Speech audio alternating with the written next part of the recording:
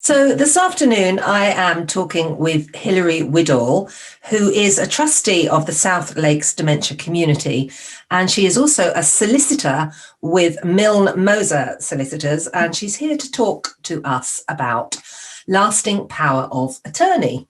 So good afternoon, Hilary. Good afternoon, Gilli. So can we start by, can you tell us briefly what lasting power of attorney actually is, what it means? Yes, of course. So there are two different types of lasting power of attorney, one which covers property and financial affairs, and one which covers health and welfare issues. The main point with lasting powers of attorney is that only you can make them. So we regularly get phone calls from a son or a daughter or a niece or a friend saying, I need to make an LPA for whoever. And you can't do that. So only you yourself can make a lasting power of attorney. And the reason for that is that it is your choice. So it is you who decides who you would like to assist you in managing your finances or helping you make decisions in regards to your health and welfare if you are unable to make those decisions yourself. Right. So it's really important, therefore, to get this set up while you're still able to make those decisions. Yes, absolutely. You know who is the best person or the best people to help you out should you get stuck, as you get older or incapacitated in any way. And it may not be the same people on your finance power of attorney as it is on your health and welfare. There might be a nurse in the family, perhaps, who is in a better position to make health decisions for you, whereas you might have an accountant in your family, for example, who might be better with finances. You have to think about it very carefully and make the choices of the people that you wish to assist you in the best way possible. And of course, it's not just people living with dementia who should set this up, is it? It's sort of everybody, really. No, everybody, and everybody that is on the road and walking around. If you're involved in any sort of accident that either renders you with a broken leg so that you can't go out and pay your bills and you need somebody to do that for you, or like you say, in case you do develop a dementia and need some assistance that way.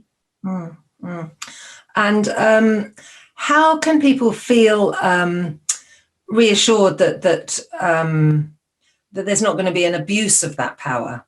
I think that people might fear quite a lot of giving that authority to somebody else to look after. Well, that's why it's really important that you have the capacity to make those decisions. And decide who is the best person or people to help you. If anybody else around you thinks that somebody is taking advantage of you, then they can contact the office of the public guardian, who are the responsible body for monitoring lasting powers of attorney. So when you make a lasting power of attorney, it is generally registered with the Office of the Public Guardian. And if somebody believes that is being abused, they can contact the OPG directly and they will investigate. Oh, that's really interesting. Thanks, Hilary. I think now we'll just stop and have a little bit of music, and then afterwards perhaps we can just talk about the benefits of lasting power of attorney, and also how people can make the first steps, because it's feels quite a legal thing, and I think people can be put off by going through the process and don't really understand how to take the steps. But I think it can be quite simple, perhaps. So we'll just have some music first, and then we'll talk about that. If you've just joined us, you're listening to Memories in Music on Can Do FM, and I am talking this afternoon with Hilary Widdall from Milne Moser Solicitors, and she's talking about lasting power of attorney. So, Hilary, when should you do lasting power of attorney? When is an appropriate time to sort of set it up? Any time is an appropriate time, really. It's a valuable document to have in case anything happens to you, such as an accident when you're not able to get out and about. But particularly, if you don't have a power of attorney in place and perhaps you start getting a bit forgetful, or perhaps you receive a diagnosis of a dementia, then certainly you should be looking to put one in place at that point, so that the right people are in a position to assist you. And what are the benefits, particularly for people living with dementia, from having this in place?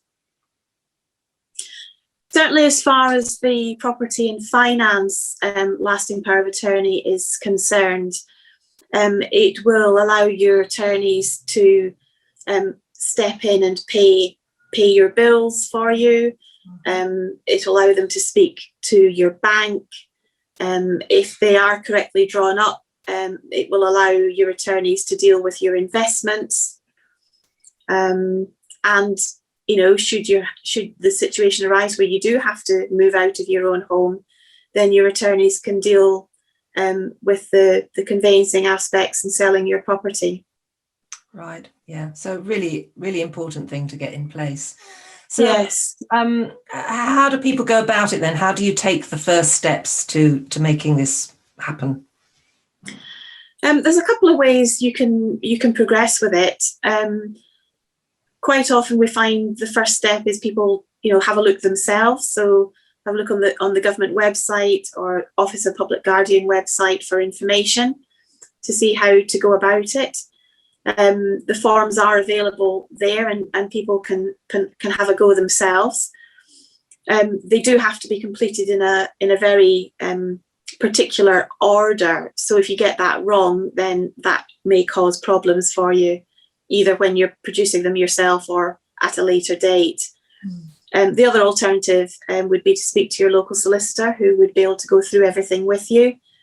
And certainly if you have a lot of assets, more than one house or, large investments, then certainly you should speak to a solicitor to make sure that your attorneys are given the right authorities to be able to handle that for you. Should you need them to, of course. And as you said at the beginning, it's something that you have to do yourself. So it's really important to take those decisions while you're still capable of making them. Yes, absolutely. You want to choose the best people to help you, whether that is, a son or a daughter or a husband, or a grandchild, as long as they're over 18, obviously. We do have some situations where people don't have family and they do appoint a firm of solicitors. So we can assist in those situations as well if necessary. Brilliant. That sounds great, Hilary. It sounds like it's actually, I think people can be very put off by the expression lasting power of attorney. And I think you've made it sound quite straightforward and simple, and something that everybody should do. Well, certainly you should make one. If it's never needed, then fantastic. It's never needed. But if you do need one and you haven't made it, then it can be very difficult for yourself and for your family to sort things out.